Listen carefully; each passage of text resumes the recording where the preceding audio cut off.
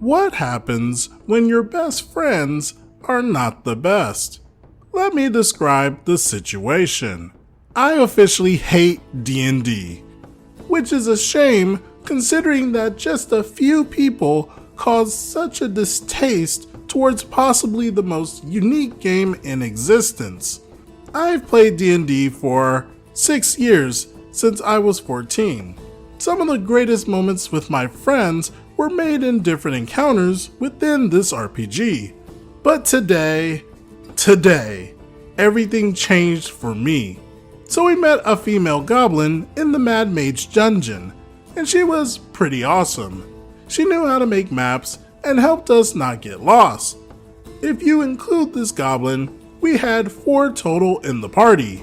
We had Glom, the goblin, an NPC, Anthony Stark, me, a wizard, Deep, a friend, druid, and Slurpee, another friend, cleric.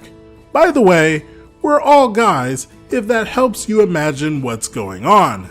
Now before we begin, I should mention Deep and Slurpee have consistently acted strange and inappropriate at the table. It was not uncommon for Slurpee to fill his vials of holy water with, his seed. To make it worse, Slurpee refused to heal any of the party members unless they drank from this holy water first. So I basically was never healed, which completely stinks as I am a wizard and I am often low on HP. However, Deep gladly partook of the holy drink. He would describe in grim detail as he chugged every last drop of the milky liquid within the container. This had gone on for quite some time, and I have yet to get used to this interaction. I squirm in disgust, but the DM tends to laugh, so I guess it isn't awkward? Well, things escalated quickly.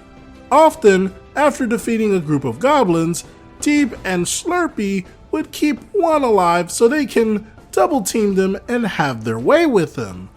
I'll be honest, I should have dropped out of the campaign at this point. However, these guys have been my best friends since 3rd grade, and I didn't want to just one day up and leave. I often expressed my discomfort, but they laughed it off and played it off as their characters.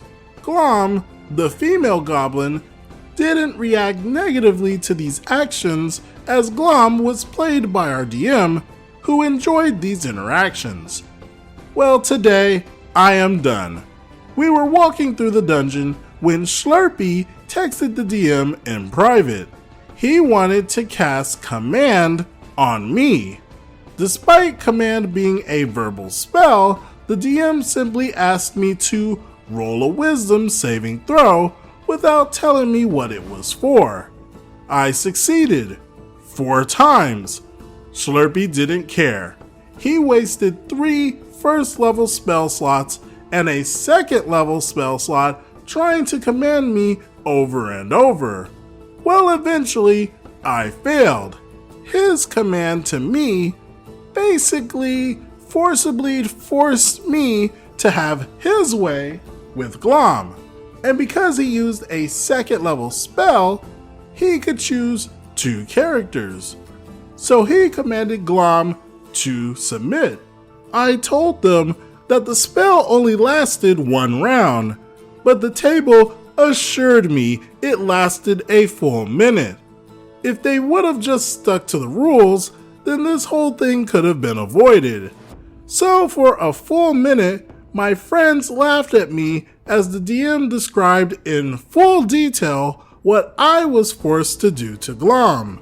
The DM went as far as to have me roll a Constitution saving throw to see if I finished in her. I simply cannot express how uncomfortable I was. Immediately after the spell ended, I left the dungeon and the party. I asked Glom to come with me as well to assure they wouldn't continue to harass her. Though the DM told me Glom chose to stay with the group as she was afraid of me, despite knowing she was charmed. The DM rewarded Slurpee 2 inspirations for playing his character correctly, and then the session ended. I'm probably just gonna make excuses as to why I can't come back to play with them, which is really sad considering we won't see each other for a long time once college starts up in a couple of weeks. As a chronomancer, I wish I could reverse time so I never joined this campaign to begin with. I'm sad, grossed out, and even thinking of D&D leaves a bad taste in my mouth. I am genuinely sorry to others who might have had similar experiences, but thanks for listening to my story. I'm just gonna level with you. Those best friends of yours are not that at all. You have a good head on your shoulders, and you do not need to subject yourself to this harassment. You do not have to remain friends with people just because you knew them for a long time. During high school years, people tend to grow into different people than when they were a child. I urge you to seek new friends in college that are much more mature than the group that you were with. Lastly, don't give up on D&D. You just need to find the right group, or maybe even create a group yourself. I wish you the best of luck in your endeavors. As for everyone else, what do you all think about this situation?